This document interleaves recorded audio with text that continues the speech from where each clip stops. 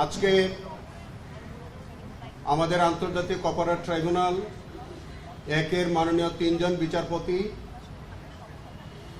আমাদের রেজিস্ট্রার মহোদয়, chief prosecution কার্যালয়ের আমাদের চিফ প্রসিকিউটর সহ চিফ প্রসিকিউটর বৃন্দ, আমাদের মানবাধিকার সংগঠনের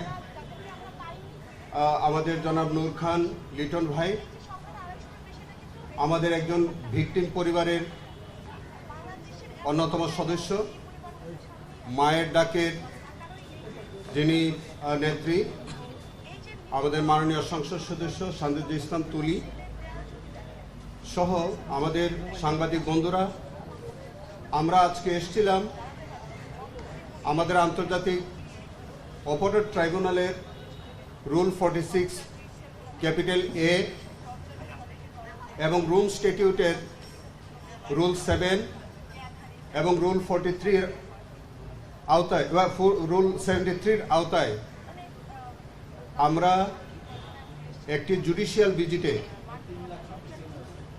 আমরা র্যাব 1-এ আয়নাগর নামীয় যে টর্চার সেল সেটি পরিদর্শনে আমরা সম্মিলিতভাবে এসেছিলাম। আমাদের সাথে এসেছিলেন এই সংক্রান্ত যে মামলার বিচার চলছে সেখানকার যারা ডিফেন্সের আইনজীবী, আমাদের সম্ভবত 3 জন আইনজীবীও তারা আজকে এসেছিলেন। আমরা যৌথভাবে এবং আমাদের তদন্তকারী কর্মকর্তা তিনিও আমাদের সাথে ছিলেন। আমরা যৌথভাবে আয়নাগর পরিদর্শন করেছি। আপনারা নিজেরা আয়নাগর পরিদর্শন করেছেন এবং তার আপনারা চিত্র ধারণ করেছেন। আপনাদের অবগতির জন্য জানাই, আমাদের দেশের প্রচলিত আইনের 539-এর বিতে কোনো ঘটনাস্থল পরিদর্শনের বিধান আছে, তেমনিভাবে রুল স্ট্যাটিউটের রুল 7 এবং রুল 73 এবং আন্তর্জাতিক অপরাধ ট্রাইব্যুনালের রুলস অফ প্রসিডিউরের 46 ক্যাপিটাল এ অনুযায়ী আমাদের ট্রাইব্যুনালের বিচারপতি মহোদয়গণেরও ঘটনাস্থল পরিদর্শনের বিধান আছে। আমি আমার কার্যভার গ্রহণ করার পর আমার কাছে মনে হয়েছে যে এই বহুল প্রচারিত যে আয়নাঘর, সারা পৃথিবী এই আয়নাঘর সম্পর্কে শুনে আসছে, সেটি এই আয়নাঘরটি কি, এটি কত নির্মম একটি টর্চার সেল ছিল, সেটি জাতির সম্মুখে তুলে ধরার জন্য এবং আমাদের বিচারে আমাদের মাননীয় বিচারপতি মহোদয়গণ শুধু আমাদের কথা বা কাগজে সেই বিষয়টি যাতে বিবেচনার না রেখে তারা সরজমিনে যাতে পরিদর্শন করে সেটি বিচারে এটার প্রয়োগ করতে পারেন, সেই কারণেই আমাদের এই উদ্যোগটা নেওয়া হয়েছিল। আমরা একটি আবেদন করেছিলাম, মাননীয় বিচারপতি মহোদয়গণ আইন অনুযায়ী আবেদনটি তারা মঞ্জুর করেছিলেন। আপনারা জেনে থাকবেন যে যখন কোনো ফিজিক্যাল ইন্সপেকশন হয়, এটি আমাদের প্রচলিত আইনে হোক অথবা রুম স্ট্যাটিউটের আওতায় হোক, সেখানে একটি মেমোরান্ডাম প্রস্তুত করা হয় এবং তারা যে দেখে গেলেন অবজারভেশনগুলো তারা একটি মেমোরান্ডাম আকারে প্রস্তুত করে সেটি জুডিশিয়াল যে আমাদের যে নথি সেটির অন্তর্ভুক্ত করা হয় এবং সেটি বিচারে আমাদের যে আমরা সাক্ষ্য প্রমাণ যেগুলি আমরা উপস্থাপন করি তার সাথে আজকের যে পরিদর্শনের যে মেমোরান্ডাম সেটি আদালতের বিচারের একটি পার্ট হিসেবে গণ্য হয়। তো যাই হোক, আজকে আপনারা সহ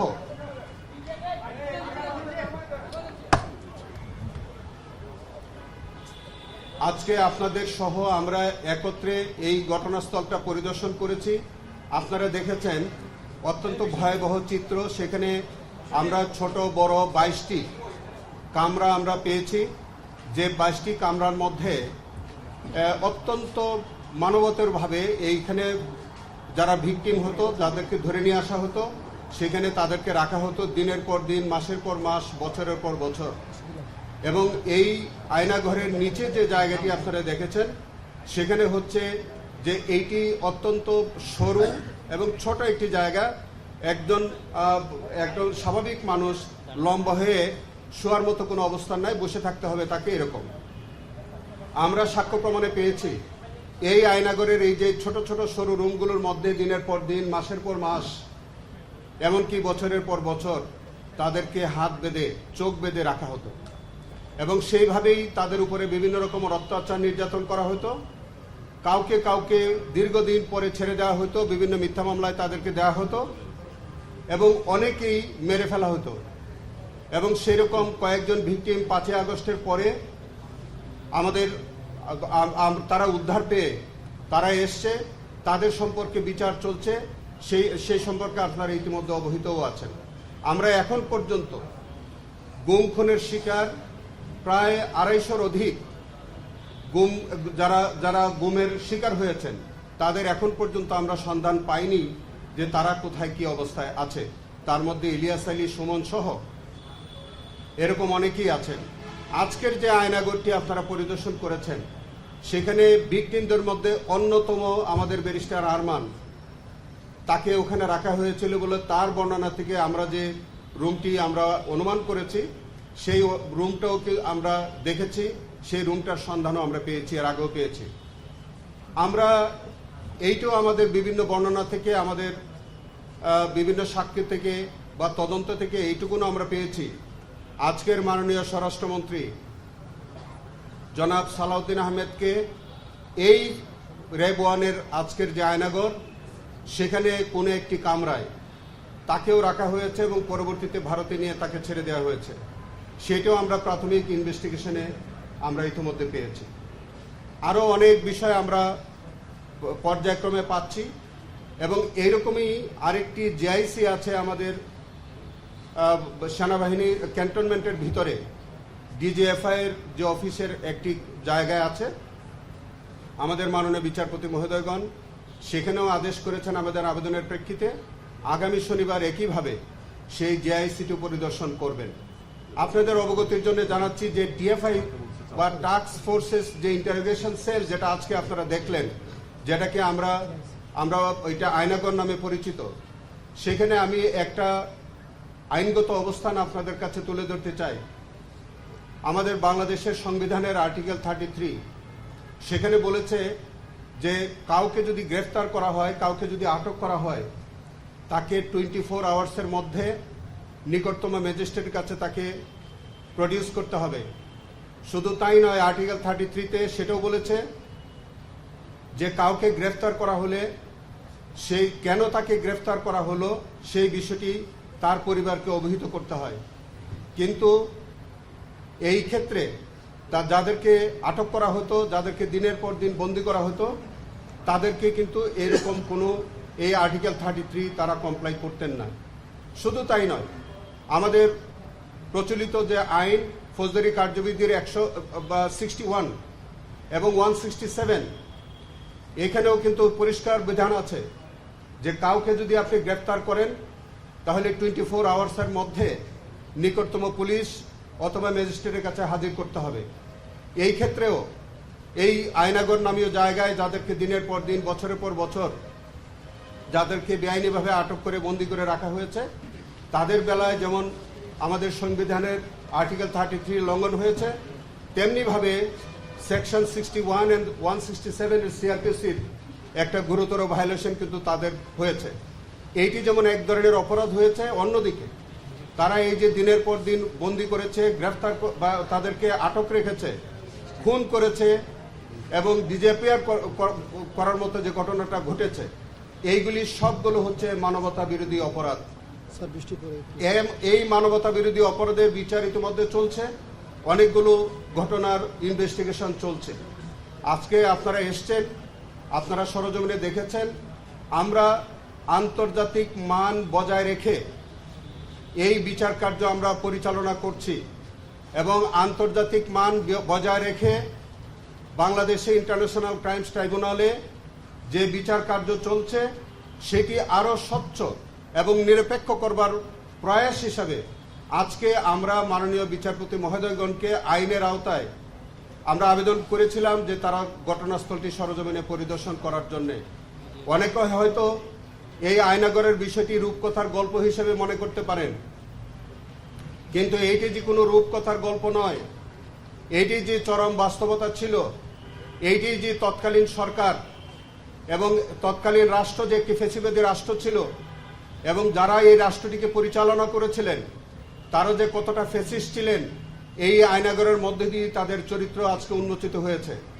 আমরা এই ক্ষেত্রে রাষ্ট্র যেমন তারা এইরকম একটি সেল বা এরকম একটি আয়নাগরের মধ্য দিয়ে যেমন একটি রাষ্ট্র ফ্যাসিবাদী রাষ্ট্র হিসেবে আবির্ভূত হয়েছিল, যে সরকার এই রাষ্ট্রটাকে পরিচালনা করেছিলেন, যে রাজনৈতিক সরকার সেই রাষ্ট্রটিকে পরিচালনা করেছিলেন, সেই সরকার এবং ওই রাজনৈতিক দলের দায় কোনো অংশেই কম নয়। সেই কারণে আমরা বিশ্বাস করি যারা সেই দিন সুপিরিয়র রেসপন্সিবিলিটি যাদের ছিল, যারা মাঠ পর্যায়ে ওই সুপিরিয়রের কমান্ড যারা কমপ্লাই করেছে মাঠ পর্যায়ে, এবং যে রাজনৈতিক সংগঠন যারা এই সরকারে ছিলেন, যারা এই ফ্যাসিস্ট রাষ্ট্র কায়েম করেছিলেন, যারা এরকম অমানবিক ঘটনার জন্ম দিয়েছিলেন, মানবতা বিরোধী অপরাধ সংগঠনে সহায়তা করেছিলেন, প্রত্যেককেই আইনের আওতায় আনা উচিত বলে আমরা মনে করি। এবং তার লক্ষ্য নিয়েই আমাদের প্রসিকিউশন টিম, আন্তর্জাতিক অপরাধ ট্রাইব্যুনালের প্রসিকিউশন টিম এবং তদন্ত টিম তারা একযোগে সেইভাবে কাজ করে যাচ্ছে। আমরা আপনাদের কাছে এই ওয়াদা করতে চাই, প্রতিশ্রুতি দিতে চাই, আমরা অত্যন্ত স্বচ্ছতা, নিরপেক্ষতা এবং আন্তর্জাতিক মান বজায় রেখে আমাদের এই ট্রাইব্যুনালের কার্যক্রম ভবিষ্যতেও পরিচালিত হবে। আপনারা ভালো থাকবেন। ধন্যবাদ। আসসালামু আলাইকুম।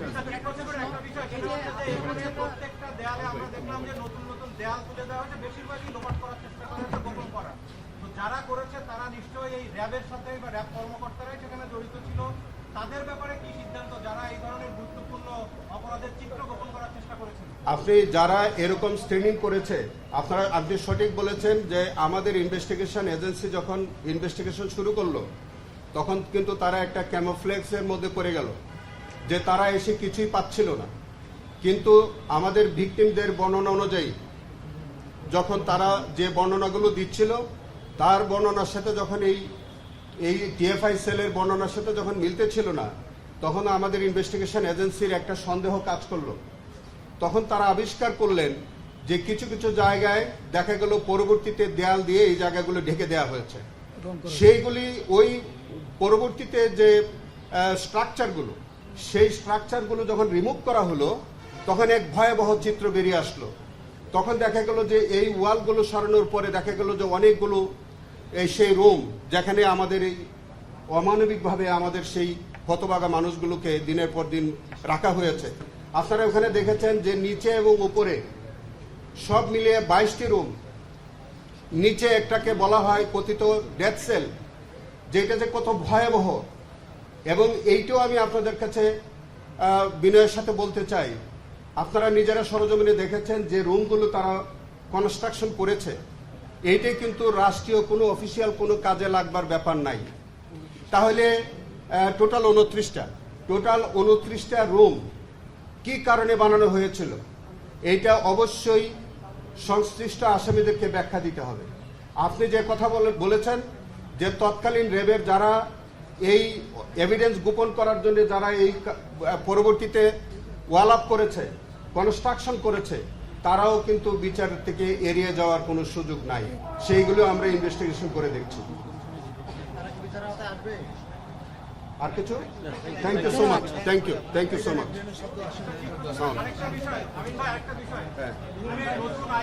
এখন ট্রেনের শব্দ কিছু বোঝা যাবে না।